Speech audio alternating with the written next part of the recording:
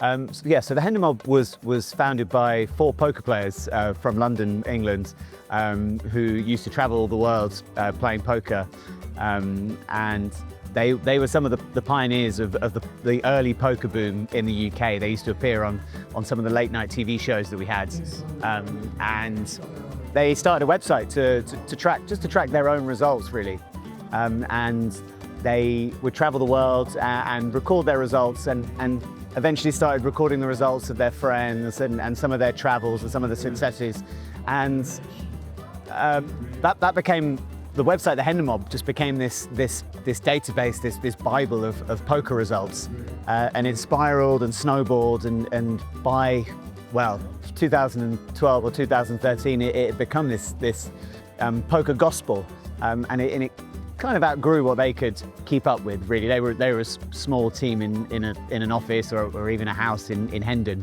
so they eventually sold the business to my boss, who's a French entrepreneur called Alex in Malta, and the idea was to really take it on to be a sort of powerhouse poker site that would be very influential in media, in content, in the way poker is told as a story, because it's essential to have these records for players. So you can talk about who, you can compare players to one another and talk about achievements. So to celebrate and grow poker and promote poker around the world, you need these tools. So we have the Hendon Mob, which is the database of player winnings, and you have the GPI, which is the kind of industry standard ranking mechanism for ranking poker players, much like the ATP in tennis or the PGA in golf. In poker, we have the GPI. So if you talk about a poker player being ranked number 3 in the world or ranked number 10 in the world, what you're talking about there is the GPI rankings, which is one of our brands as well, and we own the algorithm for that, and it ranks poker players and gives you these narratives and these stories where you can promote poker and showcase the best players in the world. Well, so they were 4 players, 2 brothers, Ross Boatman and Barney Boatman. Barney Boatman still plays a lot of poker. He's a PokerStars pro. His brother was an actor, London's Burning, EastEnders, some famous UK shows, and he was in acting, then he went into poker, and now he's back in acting, doing very well. And Ram Vaswani and Joe Beavers, the other 2 members, you can still find them around the London poker scene, but certainly Barney Boatman has had the most success in the latter part of his career. But yeah, they're legends of the game, and they will always be part of the history and the legacy of the Hendon Mob website. Well, the Sigma Poker Tour is being managed by Yvonne Montelier, who I've worked with around live poker projects for many years. Yvonne was, of course, the founder of the Battle of Malta and the Malta Poker Festival. Hendon Mob hadn't really had much of a sort of introduction in terms of organising live events or being involved with live events. And Yvonne was creating this new festival called the Malta Poker Festival in 2018. And we decided to add a Hendon Mob live arm to what we offer to clients. During that time I lived in Malta, so I came to know Yvonne very well, and her energy and her passion around poker events is it's clear for everyone to see.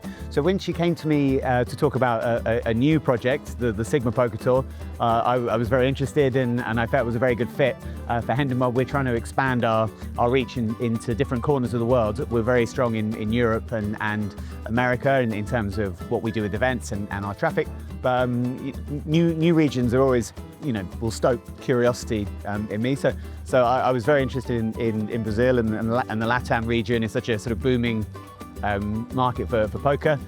So the idea we had was to do a Hendon Mob event within the Sigma Poker Tour down here in Sao Paulo, and here we are. Yeah, my first time visiting South America, and it's just been amazing. Yeah, incredible conference and a really fun poker event at this amazing club that we're sat in right now.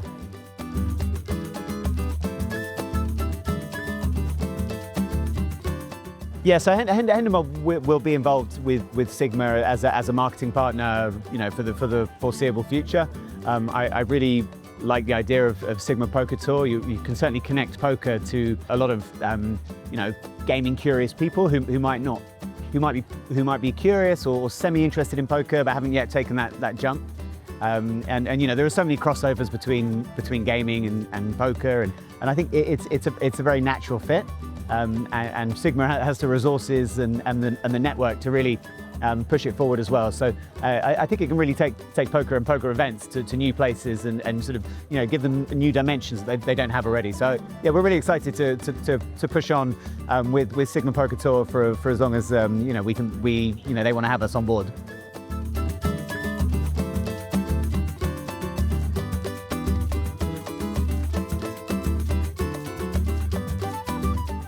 So since 2018, we've been trying to grow Hendon Mob as a live event brand. So that involves a lot of partnerships, like the partnerships we have with Sigma, and a lot of partnerships with, as well as casino, you know, traditional casinos around Europe and around the world. So this year we'll have 14 Hendon Mob events in total in 5 different continents. I think we're the only live event brand that goes to 5 different continents in 1 year. So we will always look at new possibilities and sort of work with great partners to take the events to new places. We are a small team. We're only eight guys, sort of some in Malta and some remotely around the world. So we are mindful of the fact that we're a small team. So we try not to bite off more than we can chew, as the saying goes. So we don't want to go wild in terms of you know, doing too many events, because our core business is the Hendon Mob websites and the GPI, but certainly where the opportunities are there to take it to new locations, you know, that would excite us a lot, and it gives us a lot of energy to meet new people and come to new places. That's a good question. So I'm a recreational player. I've never been a professional player. But I became very curious in the industry and became a huge fan of poker from my early 20s. And I was living in the UK, and Alex, who had bought the Hendon Mob and was looking to grow the team.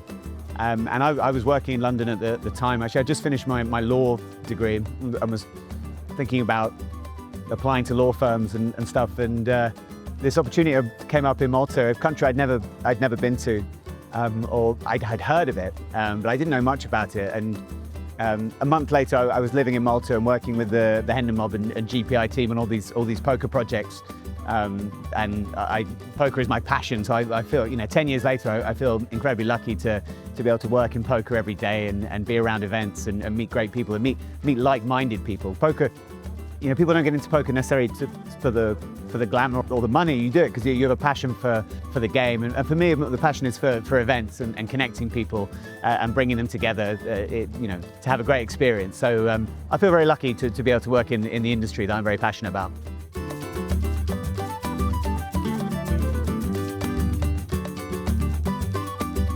Although it's the same game, online and live, I'd say are worlds apart in terms of what a user or a player gets out of the experience. Online poker is the ultimate convenience. You can play it in your front room, in your bedroom, in your pajamas, on your laptop, on your phone, and it's instant.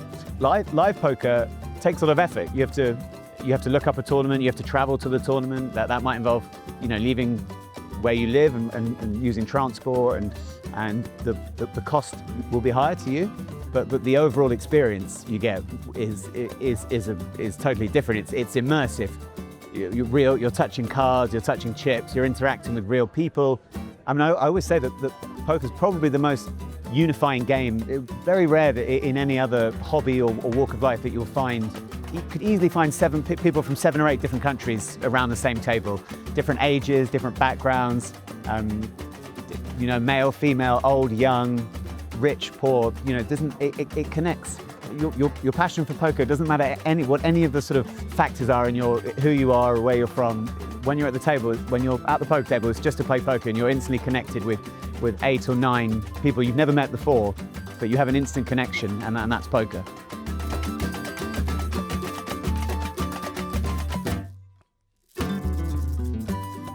Poker's an easy game to learn, but it's a very tough game to master. But there are so many tools out there. Someone with relatively limited experience, with online tools, YouTube, training videos, books, for relatively little money, you could actually get to quite a good standard. So whereas before, 20 years ago, the way to learn would just be to play and play and play and play, and you might lose money when you're at that sort of very inexperienced stage. It might take you 10 years to get to a point where you can sort of compete with better players. Nowadays, with the tools there are online, you can get up to that level in maybe 6 months to a year. In terms of working in the industry, I do get people. I run events around the world, and lots of younger content creators and photographers and bloggers will come and they say, how do I break into that? I'm a poker fan, I love poker, how do I break into that event? And the answer to that is just take a shot. I took a shot on a job in Malta that was a country that I'd never set foot in. I didn't know anyone there.